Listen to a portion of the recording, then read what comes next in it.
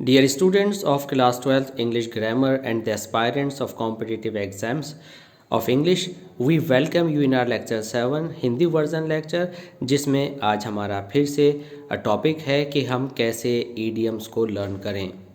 Vocabulary जो कि English का एक बहुत ही अहम हिस्सा है, और किसी भी इंग्लिश के अगर आप एग्जामिनेशन की बात करें तो वोकेब के बिना वह एग्जामिनेशन क्रॉस करना, क्रैक करना या पास करना बहुत मुश्किल है।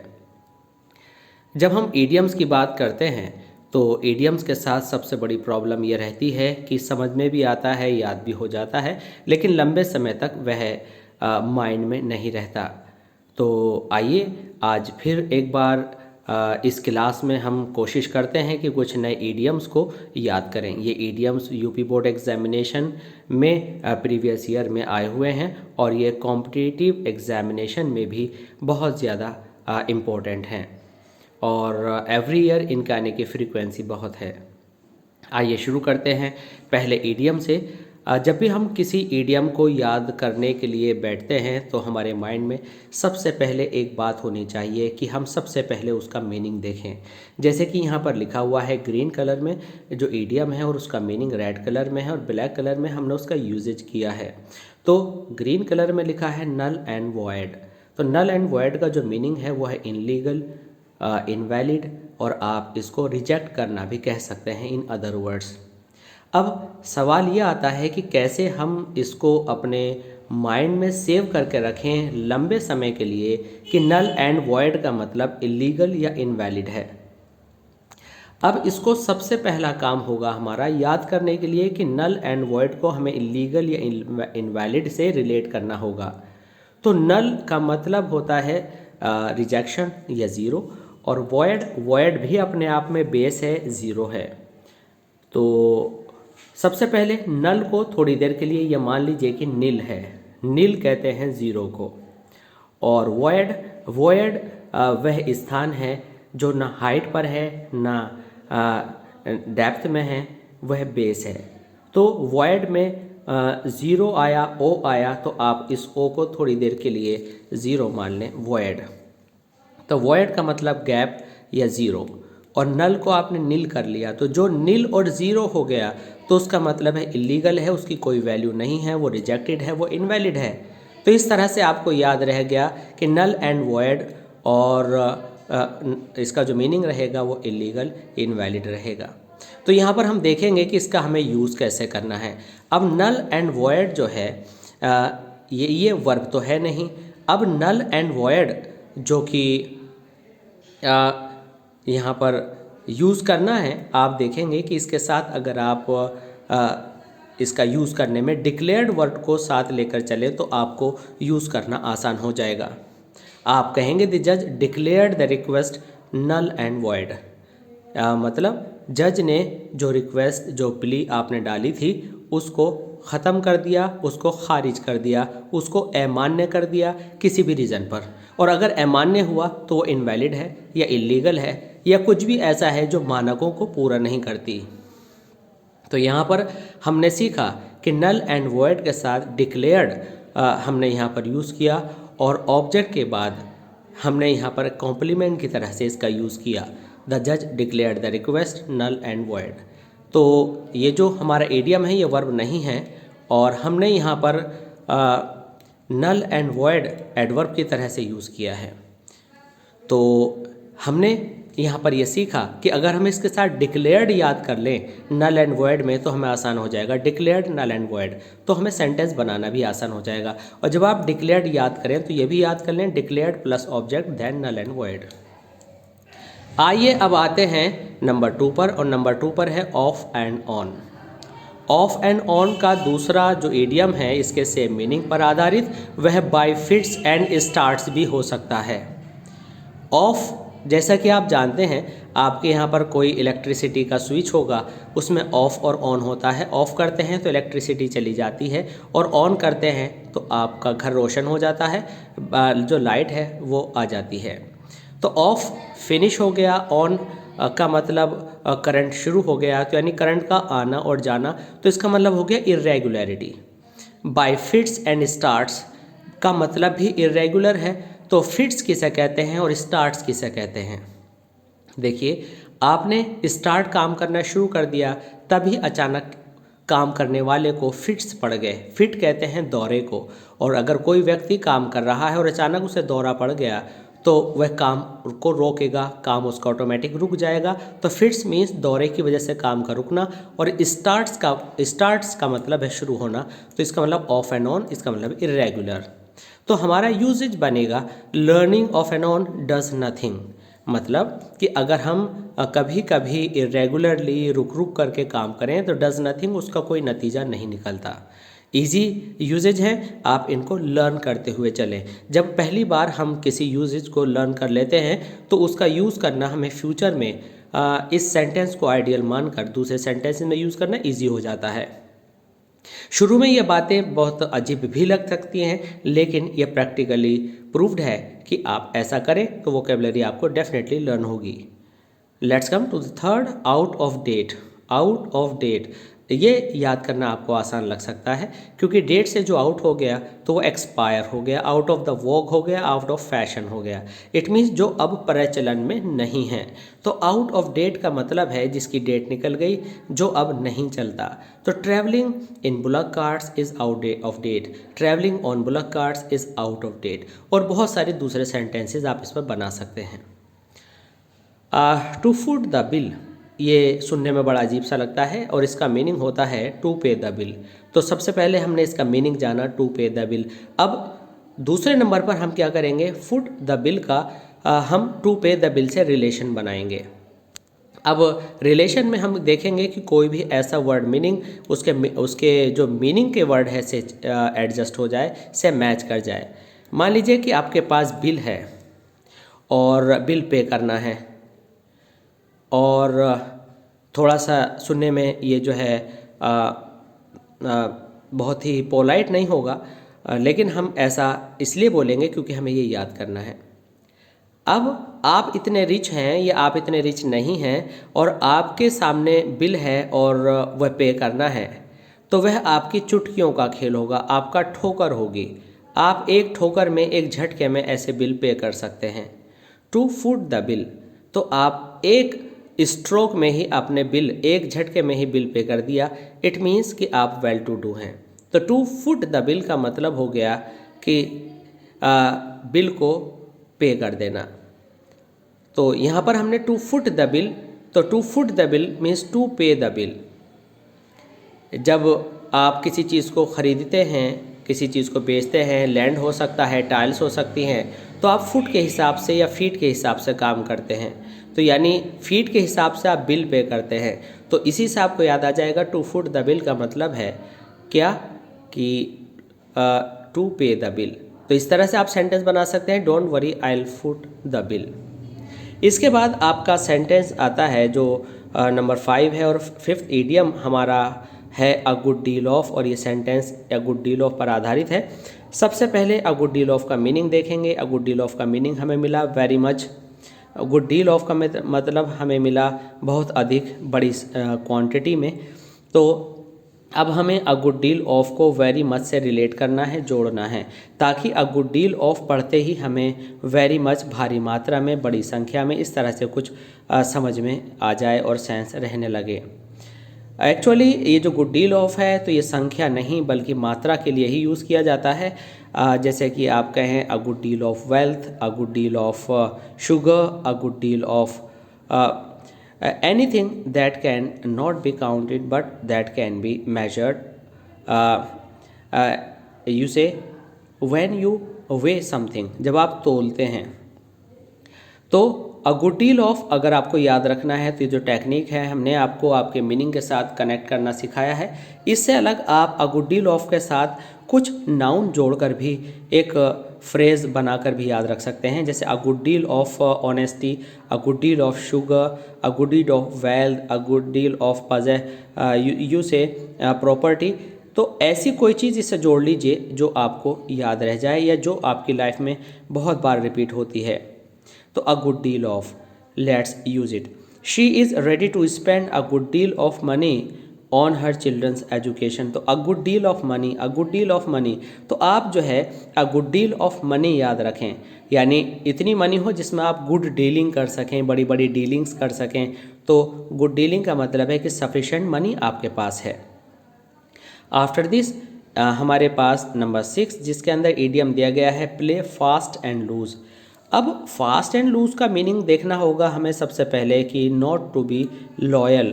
तो प्ले फास्ट टू लूज का मतलब ऐसे निकल कर आ रहा है कि प्ले फास्ट एंड लूज का मतलब है कि कभी ईमानदारी से और कभी बेईमानी से। तो इट मीन्स आप लॉयल नहीं हैं, या कोई भी पर्सन अगर मैं ऐसा काम करता हूँ तो मैं लॉयल नहीं हूँ। लॉयल कहते हैं वफादार को, यानी चीटिंग करना। आप कहते हैं कि बेईमानी करना, हाथ मार देना, डंडी मार लेना, ऐसे कुछ रीजनल अर्थ इसके निकल करके आते हैं। तो प्ले फास्ट एंड लूज, मान लीजिए कि आप पेट्रोल पंप पर हैं और आपने बहुत तेज़ी से पंप चलाकर फिर एकदम से उसको ढीला छोड़कर या अचानक से रोक लिया और आपने पेट्रोल बचा लिया, फास्ट एंड लूज। आपने कुछ चीज़ काउंटिंग करनी है तो आपने कहीं एकदम संख्या तेज़ी से काउंट करनी शुरू की, फिर एकदम पीछे आपने स्पीड कम कर ली, तो सामने वाला जो लिसनर है वो कंफ्यूज हो जाएगा और आप पर बिलीव कर लेगा, यानी आपने चीटिंग कर दिया। तो फास्ट एंड लूज का मतलब है कि कभी तो बहुत तेज़ी में आकर के और कभी एकदम सुस्त पड़ करके आप जो आपका ऑब्जर्वर है उसका फूल बनाते हो, तो प्ले फास्ट एंड लूज हो जाएगा। तो इसका मतलब हो जाएगा not to be loyal. Be का मतलब होता है होना, जो कि गेट में भी यूज़ हो सकता है, इज़ारम वॉजवर में भी यूज़ हो सकता है, और बी के साथ बी लगाना है तो फ्यूचर में भी यूज़ हो सकता है। तो इसका यूज़ होगा some servants play fast and loose.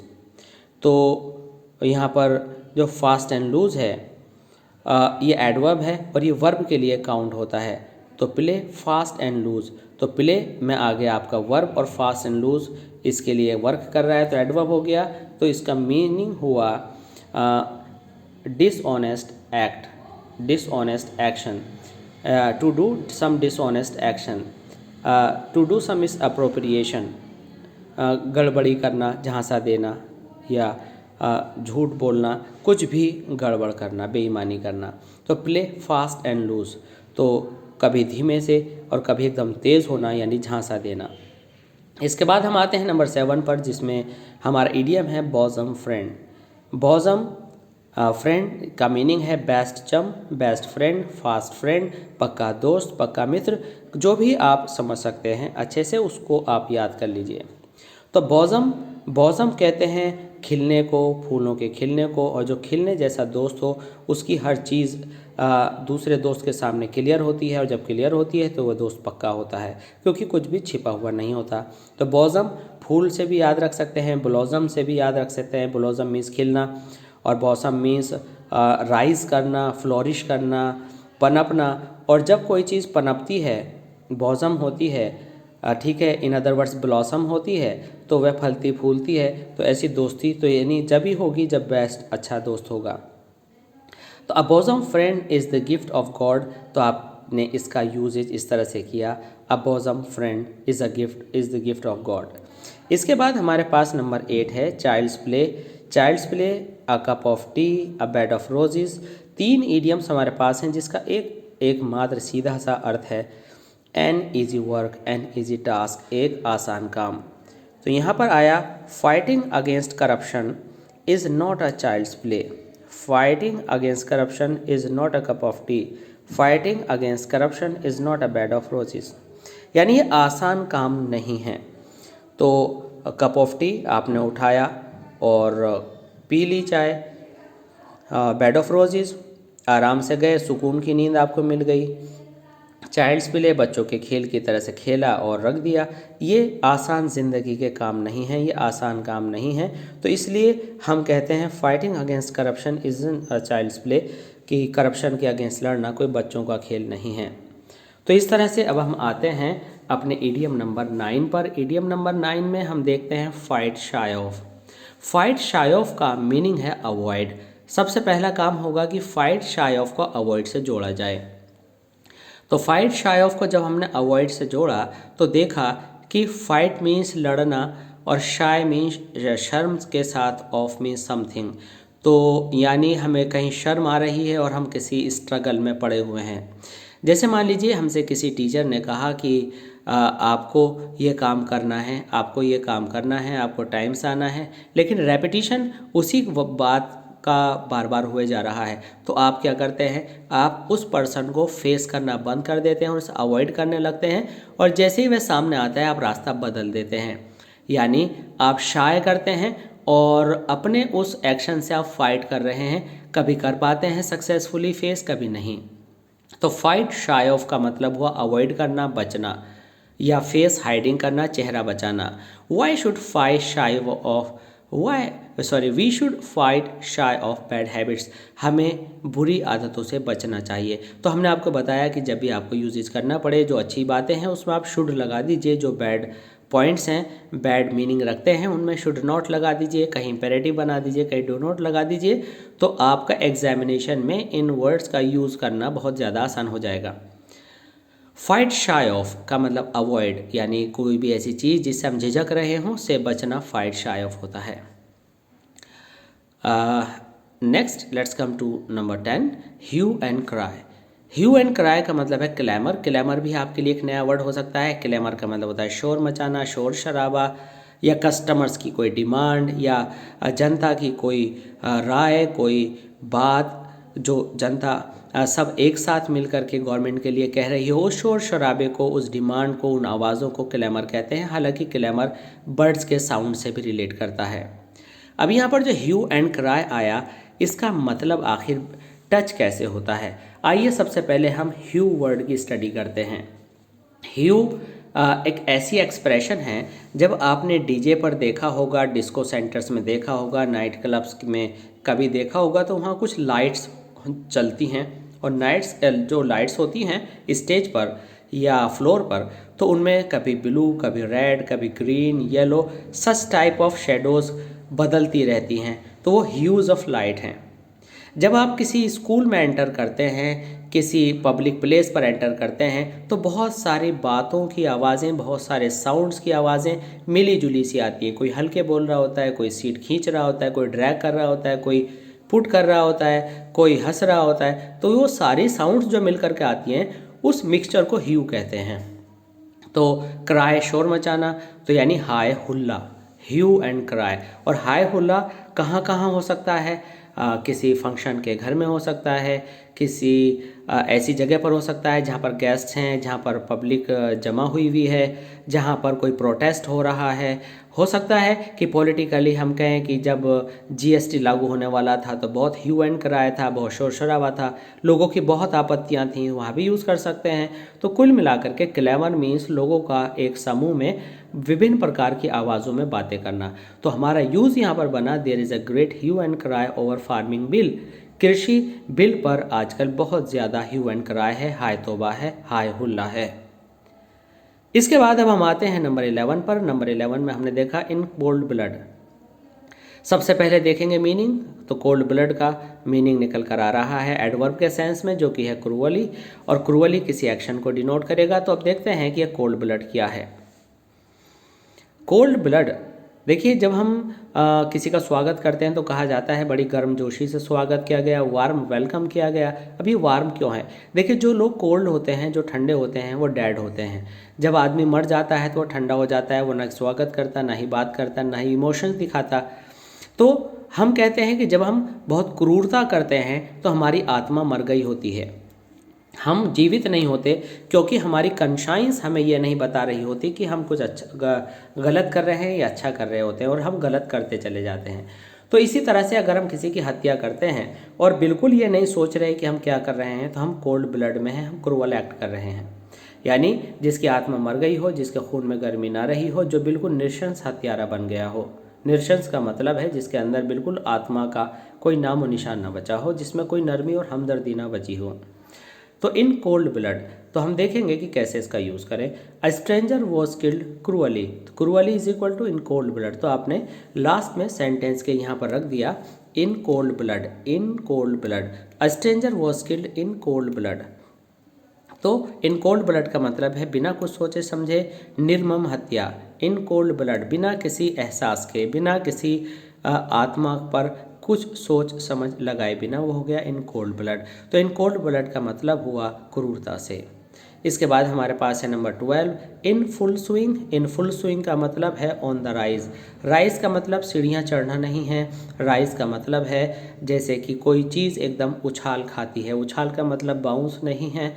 उछाल का मतलब कुछ इस तरह से है जैसे महंगाई एकदम से बढ़ जाना, ठीक है, किसी का एकदम से खुश हो जाना, किसी का पूरी तरह से बहुत ज़्यादा खर्चा करना, ये सब इन फुल स्विंग होती है। किसी वस्तु की मार्केट में भारी मांग हो जाना तो उसे कहते हैं पूरे उछाल पर। अब इसे याद कैसे करेंगे कि फुल स्विंग का मतलब पूरी उछाल है।